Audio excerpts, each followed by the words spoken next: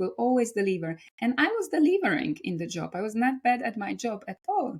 Because again, and this is for people who experience burnout, this is a hint. We have this tendency, we're going to make it work. Wherever they put us, we're going to learn. That's how people who burn out are. We go above and beyond. We're going to prove ourselves.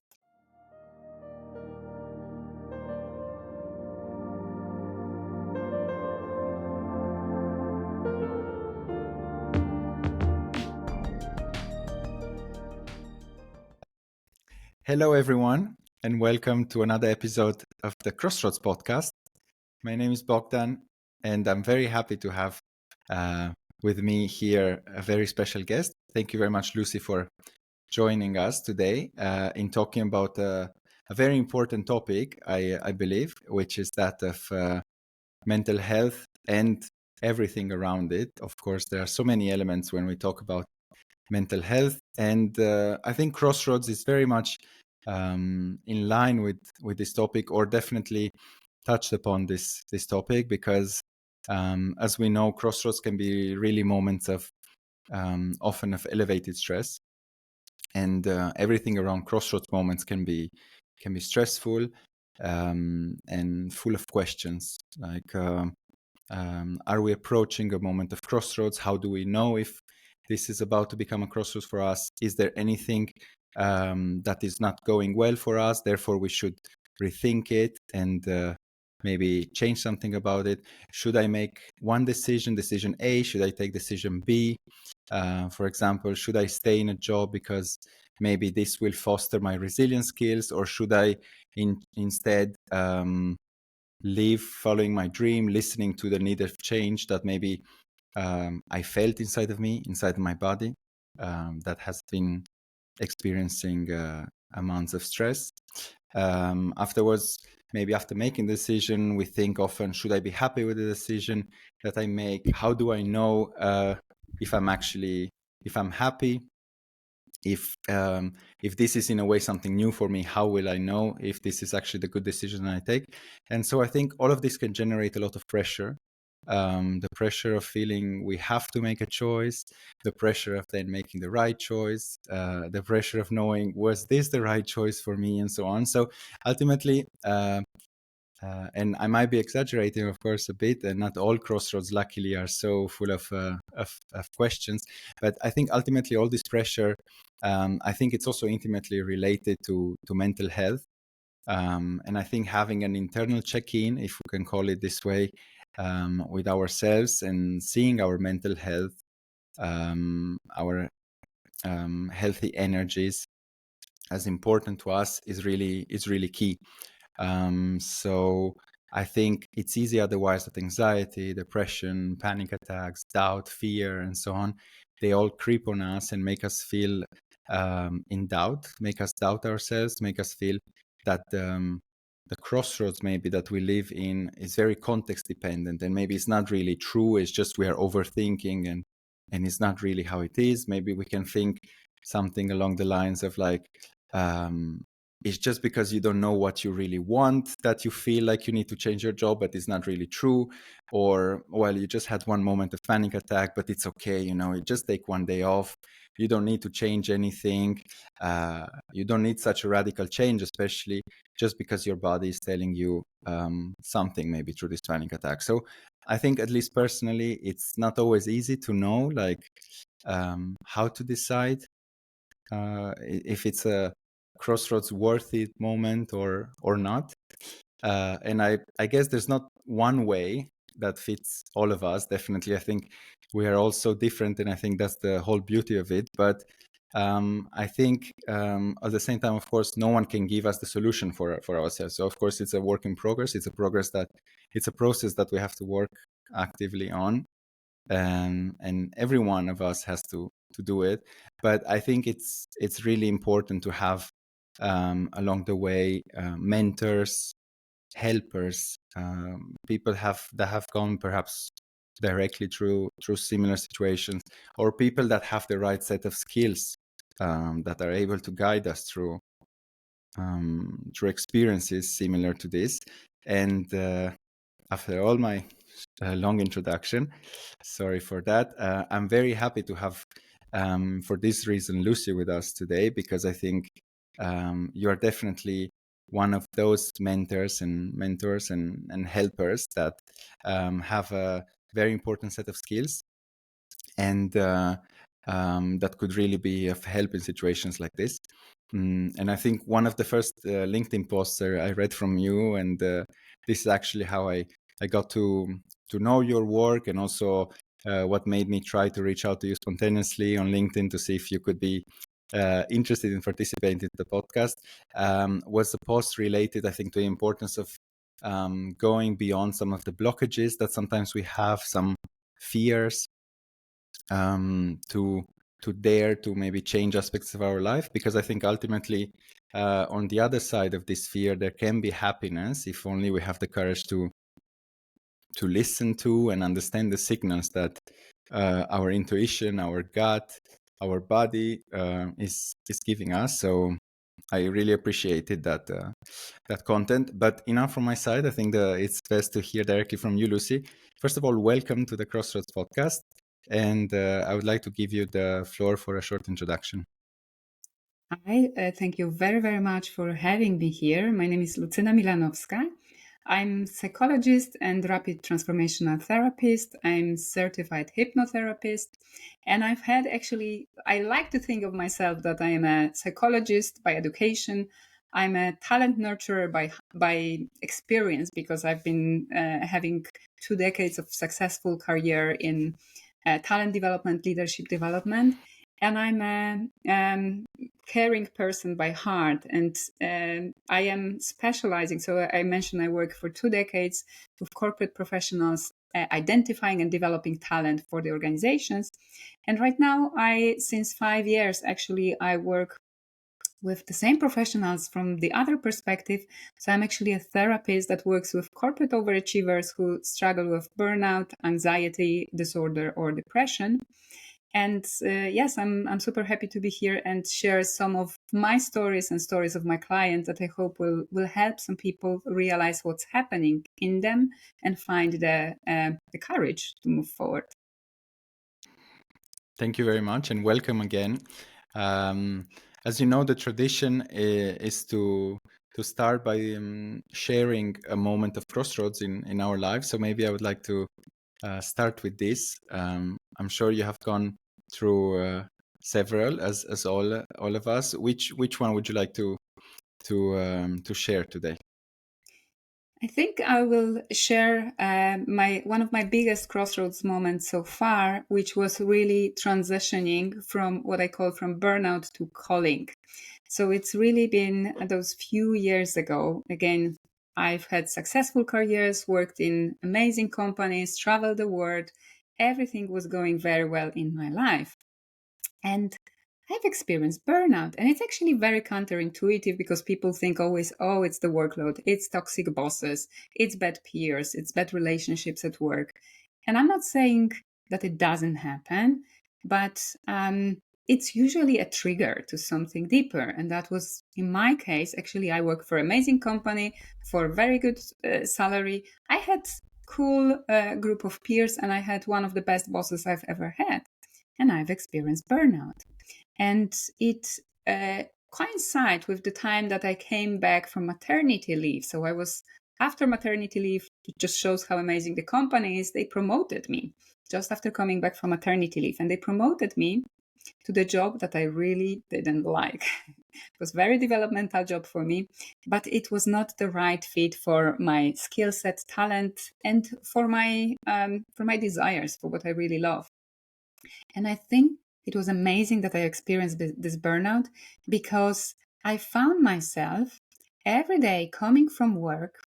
And excuse my French, but I was mentally vomiting to my husband. So I was offloading everything that I had to do, that I disagreed with, that I didn't feel I was good at, that basically it was not playing to my talents, it was not playing to what I aspire to be.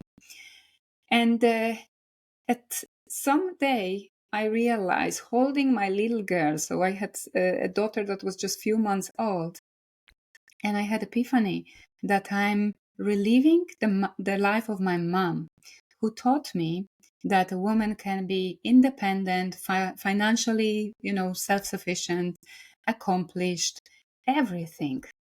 But my mom sacrificed her life, and she was not following what she wanted to do. And I felt that I'm doing the same, that I'm teaching my daughter that a woman will work hard, get good money, great career, and she will hate what she does, just as my mom did. And I had this revelation that I want my daughter to see, because I knew at this stage, I was conscious enough that I am the person that will always work hard. I will be the person that will always deliver. And I was delivering in the job. I was not bad at my job at all. Because again, and this is for people who experience burnout, this is a hint. We have this tendency, we're going to make it work. Wherever they put us, we're going to learn. That's how people who burn out are.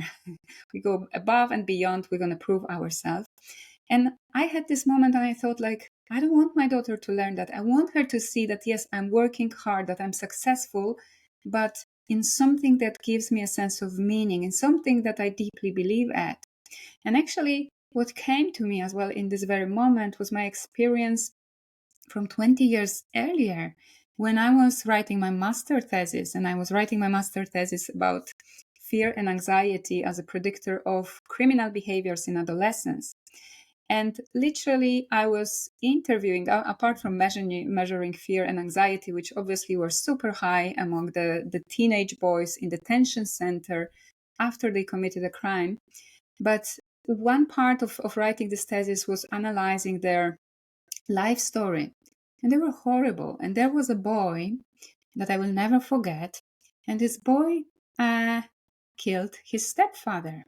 And the media made a horrible story out of it. And everybody were just raving about how this kid should be eliminated from society. And if you would see this boy, so it's the teenage boy right now in a detention center, taken away from the family and labeled a killer, a murderer. His face was covered in scars because his stepfather, when he would be drunk, which happened often, would try to take out his eye with a crushed bottle. So he heard many times he cut the boy's face. And at some point, the boy stabbed the drunken stepfather, and he stabbed him to death. And now he was labeled a killer. He was eliminated from his family that was not supportive whatsoever. And when I was writing my master thesis, I was 23, the boy was 17, and I felt like I'm not smart enough, I'm not experienced enough, I'm not wise enough to be helping people. What can I do? I didn't feel equipped enough. And here, 20 years later, when I was holding my daughter and I felt I'm doing something that is against me, that is not what I really believe is important, this memory came back and I felt I am strong enough. I am experienced enough. I lived in 8 countries. I know I can do it. I make myself successful wherever I go. And I just felt this is a time for me that I'm on this crossroads. Either I stay and take this good money, this prestige, this wonderful career, these opportunities that I've had, or I decide to go this path and choose a meaning, follow what my heart desires, what I always wanted to do. And it was not an easy decision, as you can imagine, because, again, the golden handcuffs, having a good position, good salary, living in a wonderful country of Switzerland, it's not easy to take a risk and gamble in some way.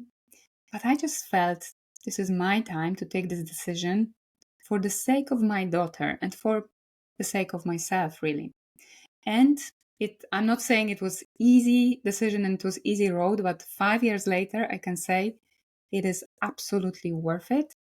And the amount of fulfillment, the amount of feeling the value of what I'm doing is uncomparable. So this was my biggest crossroad moment. It was not just changing my career. It changed my entire life. It changed how I interact with people. It changed how I select where I put my energy and where I don't. So, and it's changed obviously the dynamic in our family, our relationship, and it made me happier, and I believe it made many more people happier. Thank you so much for sharing this It is very inspiring, and I think also, um, yeah, quite difficult crossroad in a way, in the sense that the decision seems that definitely was not easy, and it took you a lot of like also rethinking about your past, and also um, what I think you had maybe as a calling already at some point, but as you said, you were maybe not ready in that moment to pursue. I would like to ask you a question about the one of the last aspects that you were mentioning just now, which would be like, what are the indicators? How could someone follow up, let's say after they took an important decision, a difficult one like this one, to prove themselves, let's say, okay, I've done the right one, you know, like 5 years later, as you say. It's not been an easy path maybe, but this series of 3 4, as many as they are, elements indicate to me, they are clear indicators that it was the right choice. How would you say one Hmm. could look at these elements and maybe measure them? I mean, in a qualitative way, of course, but just looking at their own lives. Hmm. I would say I will kind of reverse it to the situation that was before the crossroads, or when I was at the crossroads, because I've experienced a typical burnout. And a typical burnout, if you wish, I just quickly explain.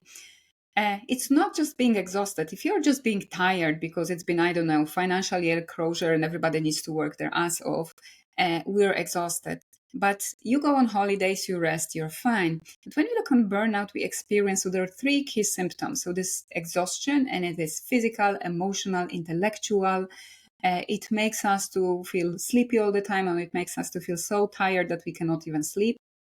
But exhaustion. Second element is really cynicism, and cynicism is really, and we often don't realize that it is the way of us distancing ourselves from what we do. So we make those remarks, for example, that, oh, the leaders in those organizations are just cyborgs, or they are so greedy, it's just money matters, you know? Or this team is not capable of doing stuff. It doesn't matter how hard I try, we're not going to get it. Or there are different comments, and basically by the cynical comments, we distance ourselves. We stop associating ourselves with those peers, those projects, this workplace. We see we don't belong here. And the third element is personal inefficacy. And personal inefficacy is that usually our performance drops. But I will say that with corporate overachievers, long before our performance drops, we start feeling inadequate. We start feeling that what we deliver is not up to our standards, that we could do better. And it doesn't matter how hard we try, we're not going to fix it. It's not going to change this big machine. It doesn't really matter. So we are losing the sense of meaning. So this is how we diagnose burnout. And then if I reverse that really, so from burnout to calling, again, it's not that everything is beautiful and wonderful and always there is, a red carpet and sparkles around us, but because we will feel occasionally exhausted, but we don't feel exhausted all the time. We're not cynical because we love, and I'm not talking just about changing jobs, but changing life. We're not cynical about what we've done, but we actually feel that this is the right decision. I feel I belong here in this relationship, in this work, in this efforts, projects, whatever we decide to pursue. And we feel fulfilled with that. So it gives us the sense of meaning, because with burnout, we very often come to this, it doesn't matter what I do, how hard I try. So we lose the sense of meaning. And when we change, again, whether it's a job, whether it's something else in our life, we feel it is filling us up. It gives us a good energy. It gives us a sense of it matters. And even if, I don't know, this change is that right now I'm going to stop working, I'm going to devote myself, for example, to take care of my children, or I'm going to pursue my passion, I just feel it matters. So I would say the sensation that it matters, the sense of, the daily, I would not even say that it's about the only long term, but it's this daily satisfaction that what I do really makes this world, even if this is a one person, one life, and it makes it better versus I put so much effort and it just doesn't matter. And I think this sense of meaning is very tricky part, because especially with burnout, it is um, it is underplayed. So people are looking again at work, people are saying, oh, it's the bad bosses. I'm not justifying toxic behaviors or poor leadership practices, but I would argue that these are sometimes the triggers that lead us to burnout, but we are choosing to stay there for some reason. And if the job that I'm doing is not giving me a sense of meaning, it becomes a trade. So I say, like, okay, I work my ass off, I get a nice salary, and that's a deal, that's a trade. And I'm trading my energy, talents, etc. But I'm not getting satisfaction out of it. And at some point, it really, um, when you think of a burnout in particular, and you told at the beginning about this physical symptoms, it's our body that is sending us the signal. I like to see it this way a bit, that if you would put your hand on a stove, it would burn quickly. You would feel pain and immediately you take away your hand. Yeah, that's natural, because the pain sends us the signal, change something, remove yourself from it. People who experience burnout way too often, uh, because there is this prestige, nice salary, great career, we look fantastic on LinkedIn and people are jealous of our career. We keep this, but we feel pain. We're not satisfied. Something is very, very wrong, but we keep this hand on the hot stove and it's burning and burning more and more, and we feel more and more symptoms.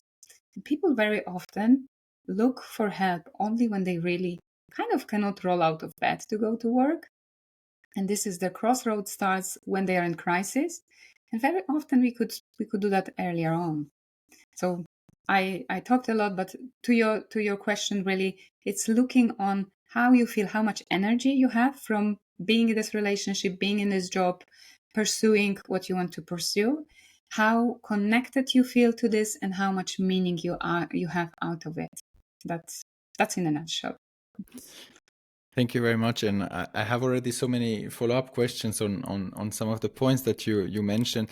First of all, I think as a point of vulnerability for myself, I think it would be really great I think really I wish myself, in a sort of wishful thinking, to get there. I think I would say that for me it's not only a crossroad moment, but I would say almost that I was never sure throughout my professional career that any of the jobs, and I changed, let's say, in the last almost 10 years that I've been working, I changed maybe 8 jobs or something. So I did try and I did expose myself to, let's say, um, different jobs, different sectors even, and I was never really entirely sure whether that job was for me. I think I was telling someone recently how I felt somehow that I was always like just trying to follow the inspiration of my peers. So if I was studying with people interested in a certain topic, I thought, okay, I guess this is the good direction to take, that prestigious internship or that Mm-hmm. type of sector, that also including with studies, after the bachelor, I guess if you're really good, you get into that type of university or similar patterns, of course. So and of course, I mean, I could reflect on this and I could see already some elements of where this type of behavior maybe came already as I grew up in an environment in which was very much rewarding being the good boy, so to say, like the excellent Mm-hmm. student, or like the one sort of following in structures or indications from the from the environment surrounding. So I think first of all, so my reflection was just the fact that I think it must feel really very liberating, and of course all the other positive aspects that you mentioned, but I think it must feel really liberating in a way to prove to ourselves that there is something that we can really enjoy. So I'm very happy for you that you reached this, and I wish myself that I also can, maybe at the other end of this process, of this never ending in a way crossroad, to reach this. And so I would be curious also, because I don't think I have experienced yet the other side of this crossroad. I would be curious, like what did these steps look like for you, for example, and I don't think there was a moment X, let's say, of full burnout which you could say, okay, as of that moment X, I started step one, step two. I think it was maybe a whole process in which, as you said, it was also maybe made even more real by the arrival of your daughter, and of course the question of who you are and if you had meaning in your life and fulfilling your potential, I think, became even more real, which I can also understand, having had recently just my little son. But I would say once you sort of discovered this process and found yourself in the middle of a burnout, what were the steps Mhm. for you, and maybe also what could you advise for someone who might be in it or might be afraid of getting to that point, to just to Yeah. do to prove themselves that they still have some action, they can do something about it, and so on. And it is actually, it is very, very common what you're describing, because yes, I would say, lucky enough that I knew always what I wanted to do, but I was just pushing that away because there's been a lot of fantastic experiences in my life. And I would say as well, as you said, we go through different jobs, we follow different notions. Sometimes it's the peers, sometimes there is something, aspirational we want to follow. And that's fantastic. And I think it's actually a good thing. So it's not like that, we are 20 something, we enter a job market and we need to know exactly what's happening. I think we need to experience ourselves. We need to test our boundaries, expand them, see what works for us and what not. So first of all, I think it's a good thing that we're going through this process rather than starting just from, okay, this is my wishful thinking, I'm going to follow that. So that's the first thing. Second thing is, I have a lot of clients actually that indeed they come with burnout. We do that because therapy for burnout is not actually that difficult, because again, burnout is this chronic workplace stress that hasn't been successfully managed. It's related to work. Very often, in a couple of weeks, people come back to work and they return to me and say, like, Lucy, yes, I'm not stressed, I'm not having panic attacks, I'm not exhausted, but I just feel this is not my place. I realize that right now.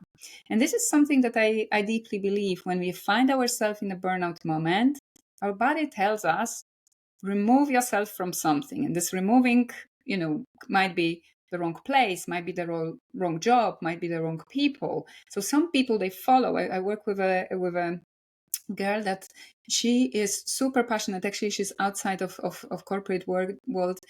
She is a kindergarten teacher. She's super passionate, but she entered, in this case, very toxic workplace when she was limited of what she can and cannot do.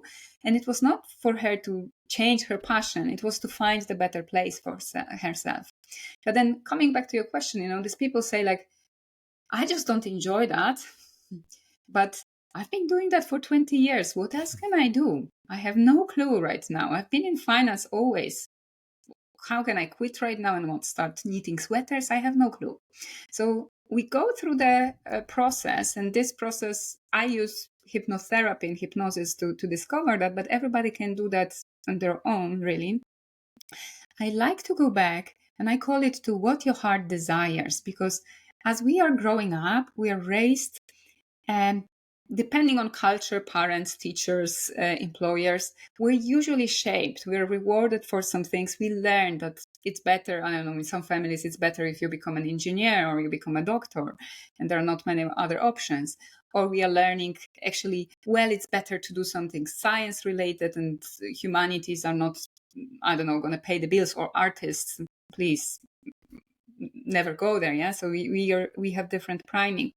But when we look back, between 7 and 14 years old, so when we are not the little kids shaping our first identity and understanding, separating ourselves, first physically from our parents, but when we were at this stage between kind of 7 and 14, usually our talents, our natural gifts and preferences come into play.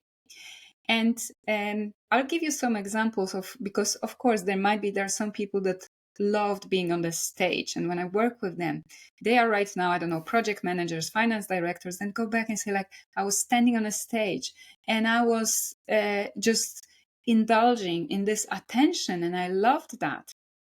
And this is very, very clear preference. And doesn't mean that somebody needs to become a professional dancer at the age of 40. But they have this preference. We are looking, it's not just about dancing. Dancing is important for them, but there is, the seeking for attention. There is courage to be in front of people. Whilst with the other people, they were writing the poem and not to be read in front of everybody and get the clappings, but actually just to put it in the drawer. And the process of writing this poem was so intimate for them. And there are some people, so these are, let's say, talents, we can say. And then there's some preferences, because I worked with a girl, and every time in every single memory she went to, she would be climbing up something. So she would climb the tree, she would climb a lamp after a successful event of playing with the kids or something. She liked to show her physical strength. She liked that the kids have seen her, that she's strong and she's agile, she's capable. And it was super important for her. And then when we look on, those preferences and talents, and there are usually few of them, so it's not just one thing, we start seeing. So this one thing is to look at our talents, look at our preferences, what we really enjoy doing, not because my parents signed me up to learn to play piano. I've done that for 4 years. I hated every moment of it. But actually what I could be doing for hours, even if nobody was looking, pay me for this, etc. The other clues I like to say are, for example, when I think, and I've been always a helpful scout, I was always caring, supporting, is, for example, the books that we love to read and the films that we loved watching. And of course, we had to go, at school, we had to go through the literature that was there. But when I look at what kids enjoyed watching or reading, I did not like any of these girly type of books. The most books that I remember were detective books. So all the Sherlock Holmes, Detective Poirot, we had Polish series about the Mr. Carto, and they were about findings, resolving, identifying. And I love to think about my work, that I'm doing a detective work with my clients, helping them find why something happens to them, how it impacted their life, and resolve a mystery. And this is, again, when we look, there is usually, I did not enjoy adventure books, and some kids enjoy adventure books. They dream. I have a client, and she enjoys, she said, I was just 7 years old. I had this big map on my desk, and I was drawing where I want to go. And it stayed with her, and it gives her this passion for traveling, gives her a lot of fantastic emotions and fills her up. So really look at what was attracting our attention, what was what we were good at, what we were when other kids were looking at us, or parents or adults, and I think she's really good, he's really great at that, and we felt exceptional. But there is, when we talk about calling, I see that there is two aspects to that. One is my gifts, and it's like, I don't know, Barbara Streisand or Frank Sinatra or Mariah Carey, they did not get this amazing voice to be writing a book. They got amazing voice, so they got the talent to bring to us. But then there is the other side, so it's us, internal, and then there is external world that is calling me. And this, what is calling me, I like to look at what actually made me so attracted, made me so breathless, that I thought, oh my God, it's wonderful. We should all experience that. We should be there, see that. And sometimes it's the experience of an event that I've watched and seen and was just stunned about. Sometimes the story that we hear.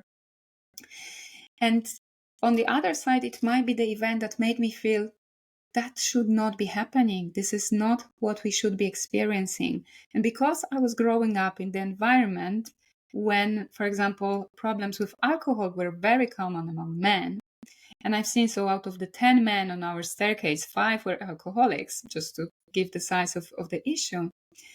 And some were aggressive, some were not. And I've always thought, it should not be happening. It's horrible that some people are getting beaten up, that people are suffering, they don't have enough money, that people get addicted, that this was, I just felt. So it was something that, it's not something I was compelled to. I felt I was repelled. I felt it's unjust. I felt it should not have place.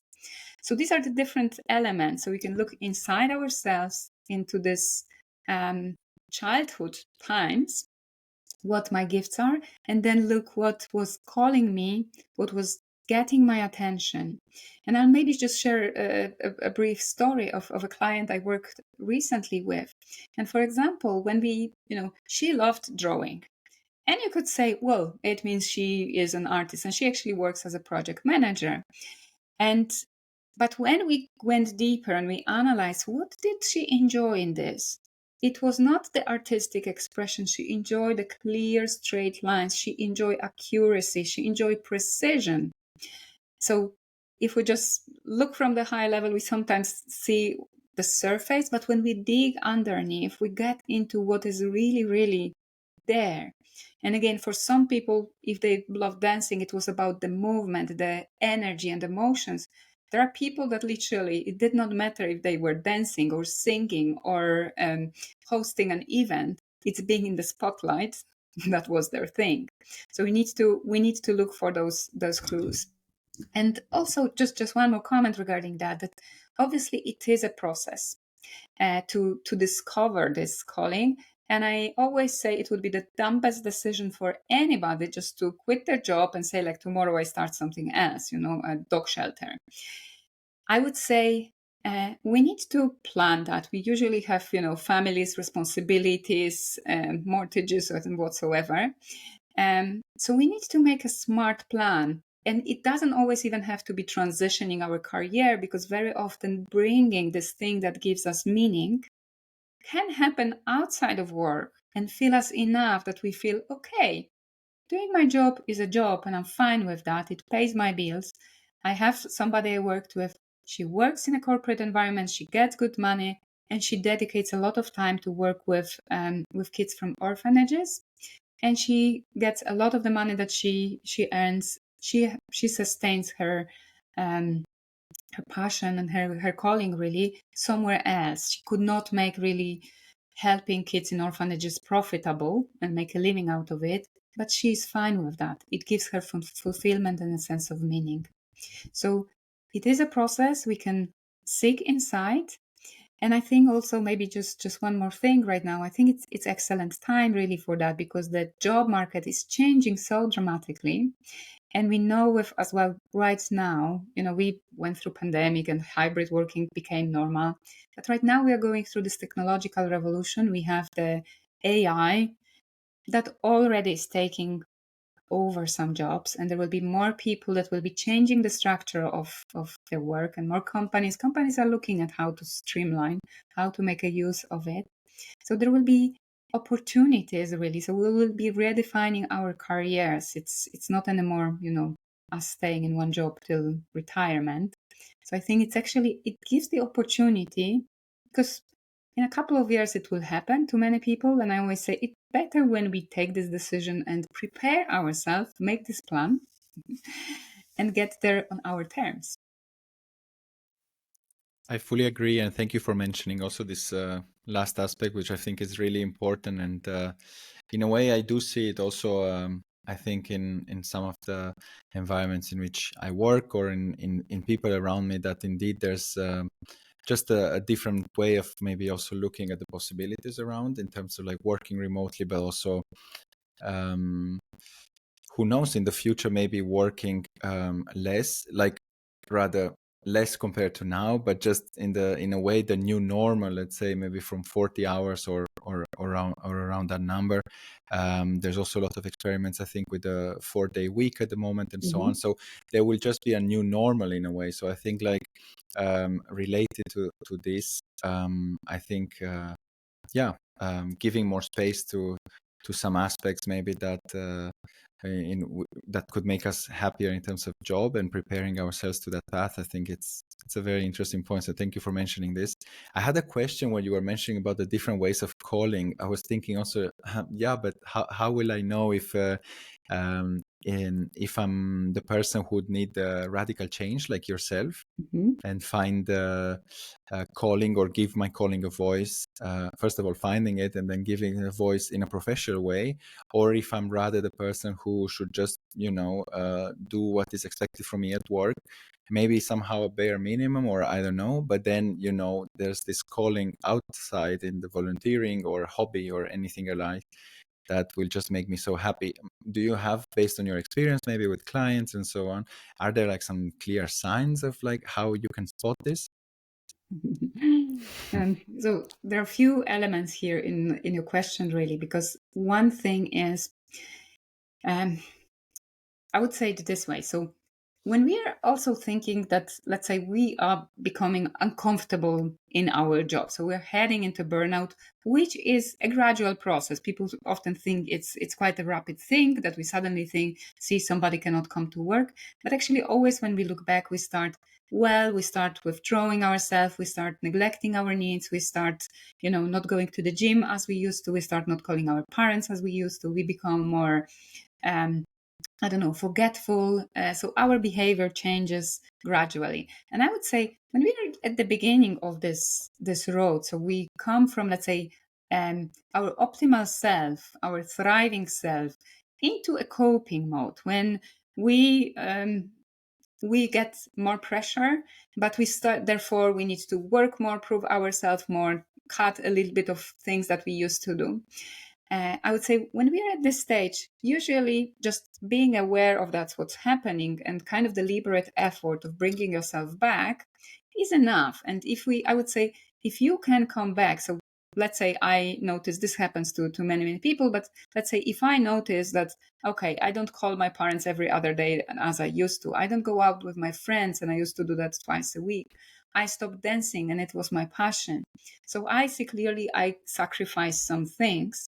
I can deliberately bring those things back and say, now I prioritize myself.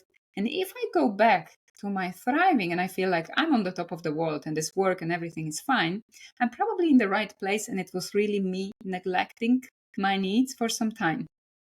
If I go back from this moment and I feel like I still don't feel this is it, then probably we need more radical change. And this is not a simple process to differentiate whether I just need to change a job within my organization, whether I need to quit this organization, go to another one, or whether I need to quit the job and start my own hustle or my own thing. The thing is, not everyone is ready and made to start, for example, their own business. It's risky thing compared to, in some way secure corporate environment. So with my clients, I always look whether they have the traits, whether they are open to taking risk or how open they are, because it's risky, whether they have a support network in place, because you need to have, I'm not saying everybody needs to have supporting spouse, but if you're in a relationship, it's better that your spouse says, like, let's do that, I'm behind you, I'm going to be the breadwinner for a while and help you, ramp up your business.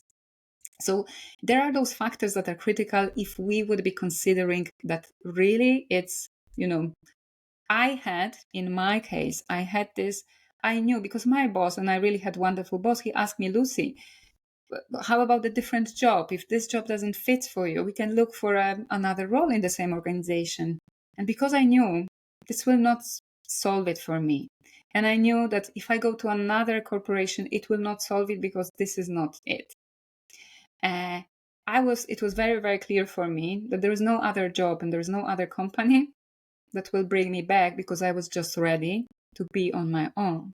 But a lot of people don't have this readiness, and therefore it's good to explore again whether, and I would say it is fine. So there are stages that we can plan. We can plan and see whether doing something, so engaging, for example, pro bono in some kind of organization. There's many and about everything, whatever you want to support. I'm sure there is organization.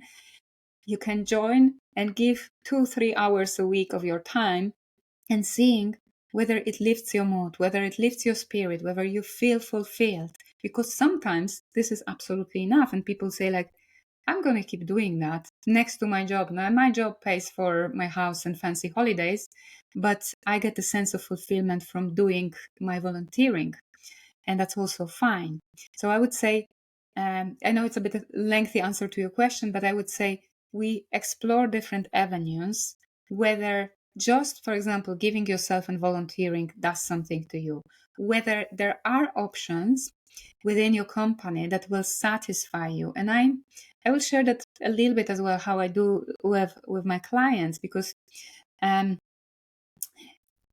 what maybe to what you mentioned before, that you were going to this job and to this job and exploring and learning, and it's fine.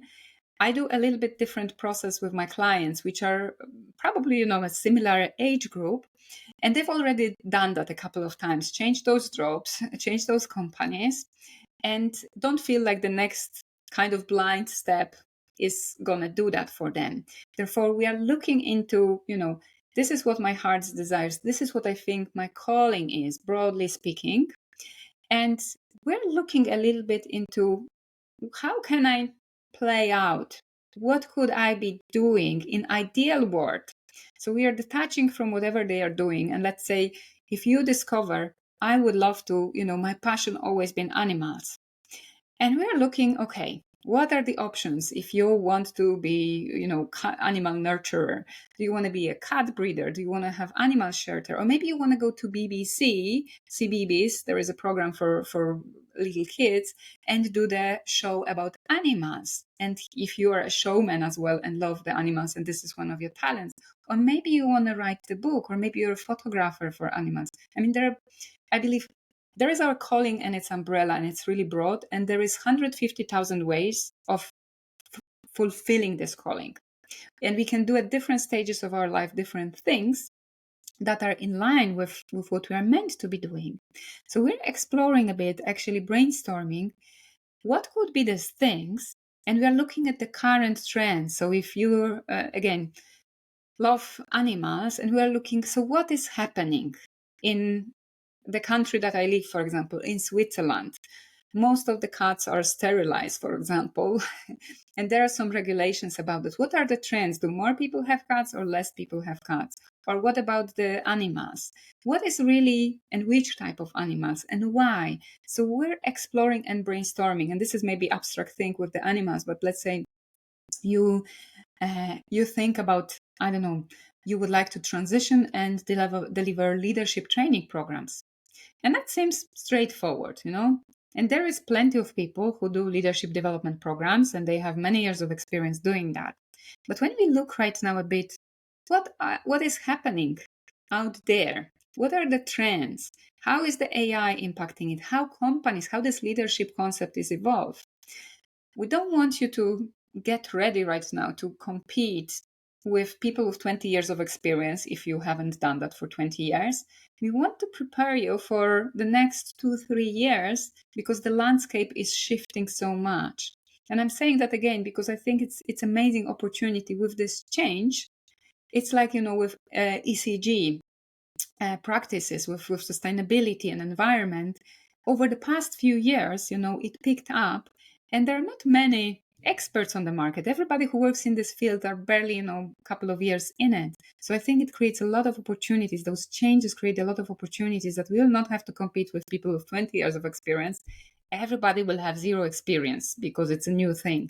So we are looking forward on what can we be doing, and we are brainstorming. And then very, very often when I work with my clients, we pace it. So we make a plan and we say like, okay, for some people it works, for example, that they decide I'm going to work 80% right now at my work, my corporate work, and I'm going to take this day off and I'm going to work on my business to see if I enjoy it, if it picks up, do I have clients, is it sustainable?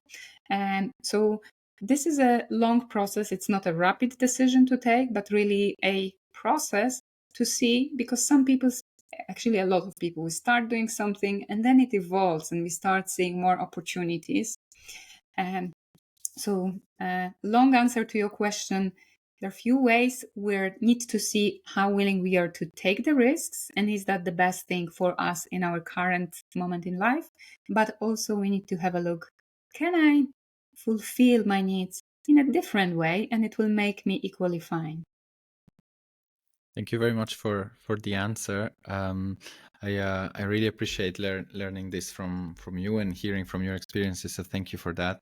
I had a question because you mentioned at the beginning, I think, that one of the exercises or methods, I apologize, I don't know the exact term, that you apply is about the rapid transformation. Mm-hmm. So you just mentioned now that of course it's a long process and it's not such a rapid change. I was curious about the methodology. Maybe if you could just briefly say a bit about how, because of course I think Mm-hmm.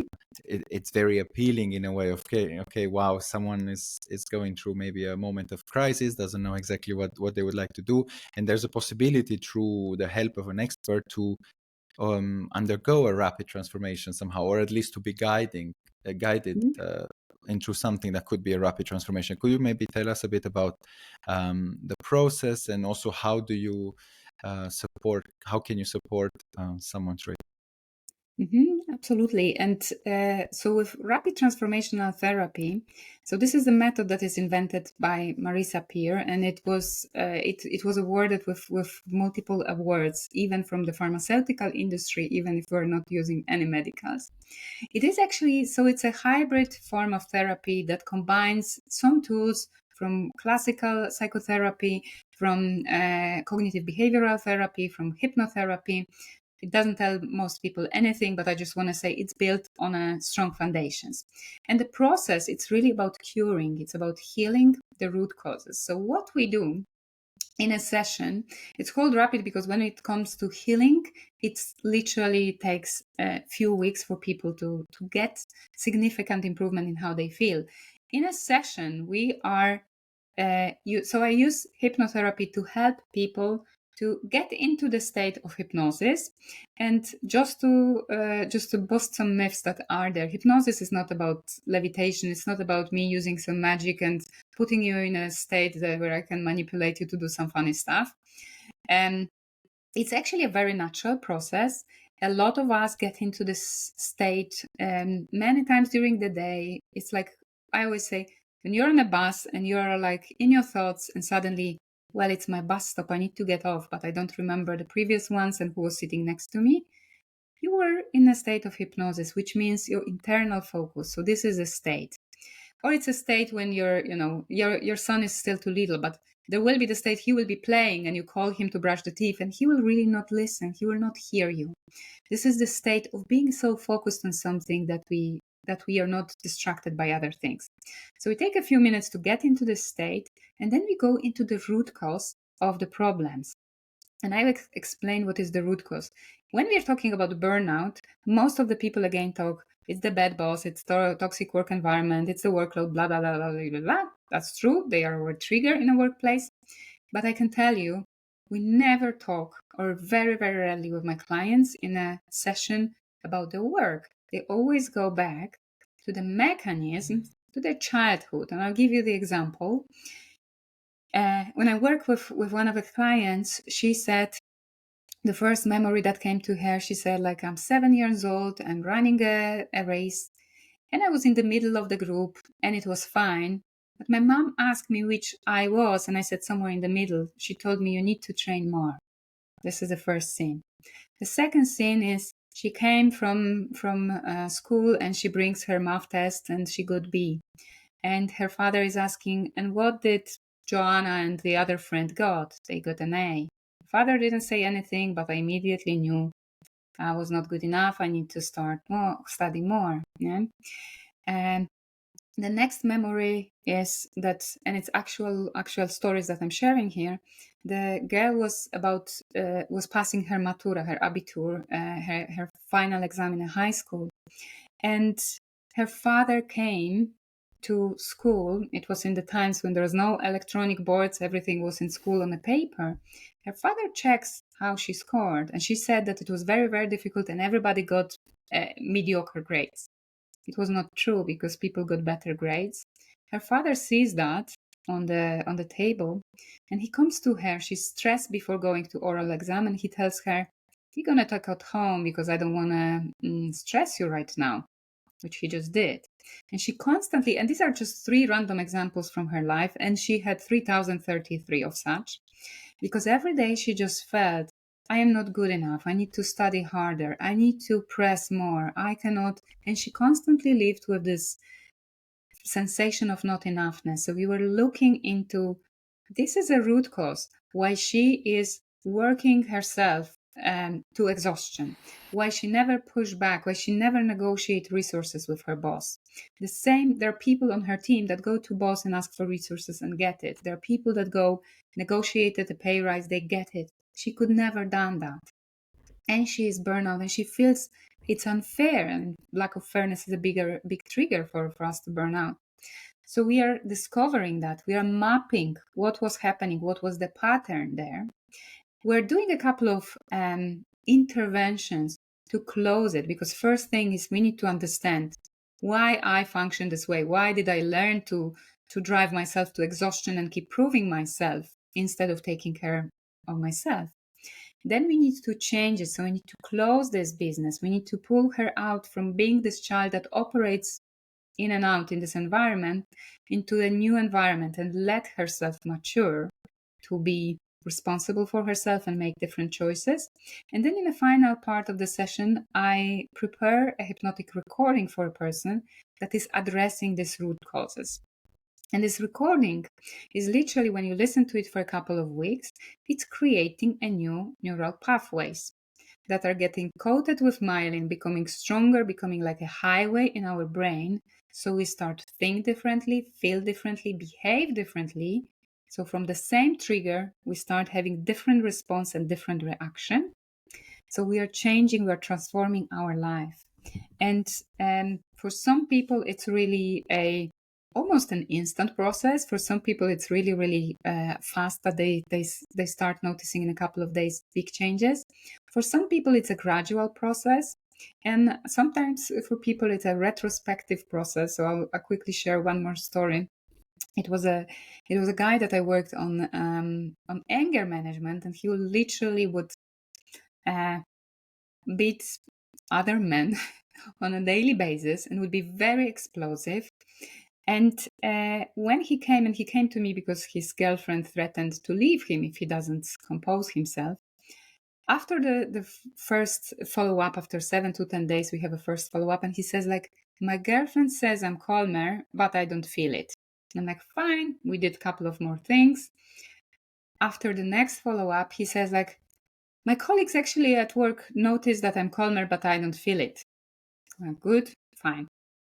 After 3 weeks, I said, like, how are things going for you? And he said, like, people think that I'm better, but I don't feel it. And I asked him, tell me how many times in the last 3 weeks you have beaten up somebody. He said, no, not even once. And I said, like, how often did you used to beat people? And he said, like, every day, every other day.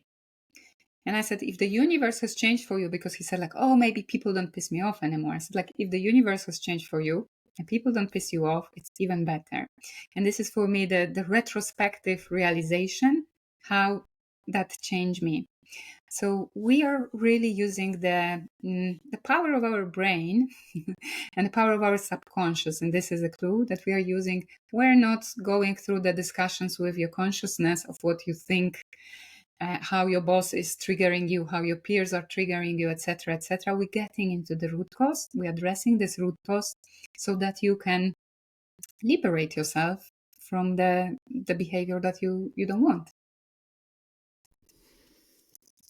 Thank you very much. That's really interesting to hear how it works. And I was wondering, is this something that it requires to be a psychologist already, or is this like a sort of training that one could also learn? I'm just thinking, I think like so many people could benefit from this, and it would be really of use if if there could be an easy access to it. I'm just wondering because it's the first time that I hear about it. So maybe like me, also others have never heard about it. Mm-hmm. So to use the rapid transformational therapy, I would say everybody can sign up for a training. So it's the training run by Marisa Peer and her team, and she certified me. She trained me as well. It was a few years ago. And do you have to be psychologist? You don't have to be. However, I will just say when you go through the process, because it's a process that takes quite a bit of time. I will be very, very open. Not everybody gets certified to be a therapist. And so you need to, depending how fluent you are with the method, what's your background, etc. There are people who are becoming rapid transformational coaches, and they focus more on, so they don't do, I don't know, trauma therapy. They don't do people who experience abuse, who have post-traumatic stress disorders. They can work, and I believe they are very, very effective. For example, working with burnout, which very often doesn't involve those super traumatic past experiences. When we are talking about anxiety disorders, PTSD, depression, you to treat that, you have to be psychologist or psychotherapist, or Hmm. to depending on the country that you are, but usually Yeah. you have to have the background. However, you can become a rapid transformational coach and help a lot of people with, again, their habits, the burnouts, this kind of problems, because burnout is not classified as a disease. It's not a disorder. It's a workplace condition. So it's in the International Classification of Diseases. It's not a disease, basically. So can be treated by many other things. Yeah. Yeah. Although, as well, just to say other things, everybody always say, like, different people need different things. And sometimes some people need psychotherapist or psychologist. For some people, good coach is amazing. There are people that need a priest. There are people that need a healer. There are people that need a loving friend. There are different people that may help us. And I think there are different tools available for anybody who wants to help. And it's interesting that, or maybe it's just the right way it should be. But I find it personally interesting, not being an expert in the field, that burnout is not considered to be a disease. And I mean, I guess whichever way we define it, as far as it's acknowledged in a proper way, it's okay. But it's just very interesting because, as you also mentioned before, and especially in this period of like so many changes, so on, I don't see the risk of this phenomenon appearing as going to decrease. If anything, quite the Mhm. opposite, because so many people will, even those that traditionally are rather satisfied with their situation and so on, they will just start questioning, okay, is it my turn at some point to be replaced by AI, or to rather have a change or a drastic change or anything like. So it's interesting, or I find it like, maybe almost not adequate in a way to treat it as some phenomenon that, it's at work. And yeah, as far as It it's is. maybe, yeah. hmm And I will comment on that. It is like that, because when we look on the World Health Organization definition of burnout, it's a workplace chronic stress that hasn't been successfully managed. And when we look on, let me just briefly walk you through this. We all experience stress, and it's fantastic because very adaptable response that we have when something changes in our environment. It mobilizes us so we can run away from it, or we can fight it, or we are freezing if we feel we cannot handle that. It's a survival type of response that we have, life-saving, wonderful. The thing is that if this life-saving response, natural response that we evolutionarily developed, if um, if we look on the animal kingdom, animals after the period of stress, let's say a gazelle chased by a lion, it escaped, it eats the grass, it shivers, it shakes off the stress, and it comes back to its optimal functioning line where it was.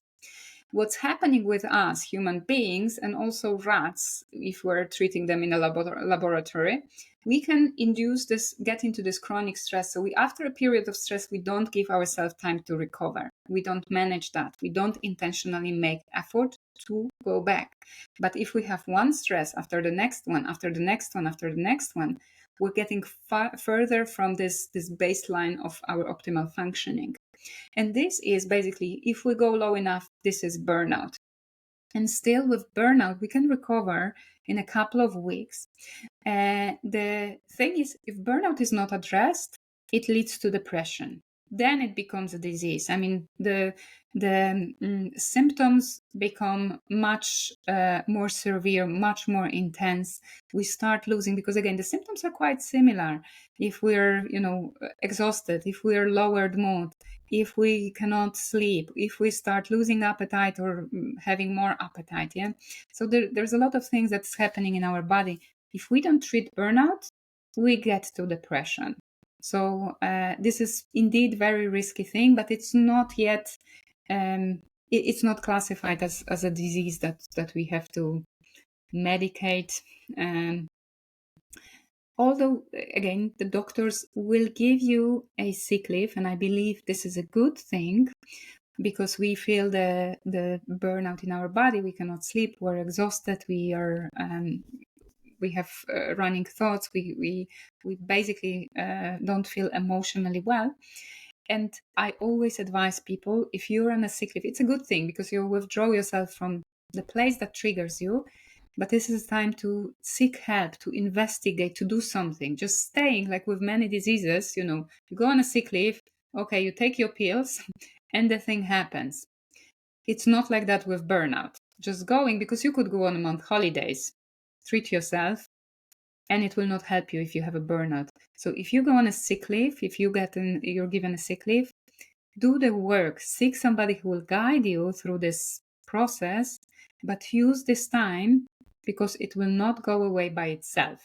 That's the nature of burnout. So it's our body tells us something, and we're supposed to listen and discover what it's telling us. If we don't listen, it's going to hit us again. And we see that very often people who burn out, because very, very often they quit organizations, and they go to another job, and a year later they end up in the same thing. So if I would always say, if you're experiencing burnout, appreciate that your body is telling you something, and try to understand it. Try to figure out what. And if you need to use help, use help. There are plenty of great professionals that can help you figure out what's happening for you. Thank you very much, Lucy. And I would like to, I think, conclude on this thought, because I think it's so important to listen to our body. And as you mentioned, somehow us humans, we maybe lost a bit this connection and this capacity to listen adequately and give it the space and time to shake off somehow some of the trauma, some of the changes that maybe we have been through, and we would need to shake off.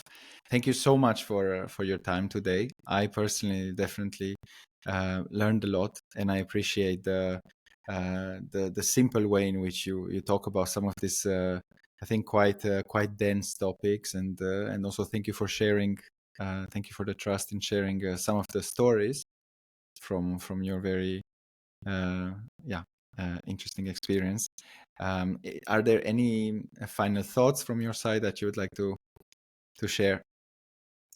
Well, first of all, thank you as well for having me here and giving me the space to talk. And I would say I like to think about it that, burnout is a form, if we're staying in the situation, is a form of self-sabotage. Because self-sabotage is when we attribute the pleasure and the pain, the reward and the punishment to the same thing. So again, if we are at work and there are certain pleasures and benefits, and there is a pain, and then we need to listen why we have this pain. So if we are going to ignore that, it's going to hurt us more and more and more. And it is not easy to take this decision. But again, it can lead to our fulfillment. It can lead to, I basically, what I want to say is, like, I'm grateful for the experience that has happened to me, because it was painful enough for me to take this decision and decide I'm going to be courageous, and I'm going to take, this leap, because it is worth it, because this is what my body tells me right now.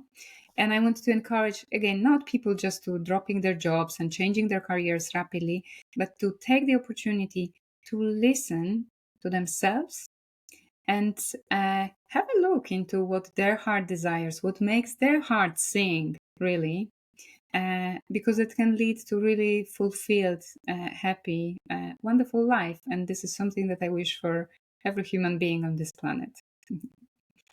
I cannot but join you in wishing the same. And I think this is really what you were saying, also one of the magic features that I really like of crossroads moments. This aspect of like really learning a lot about ourselves, and also a moment of listening to what there is to know about us, and the way to maybe happier life. So thank you very much again. It was really great having you. Thank you so much. And thank you for everyone for listening to this episode.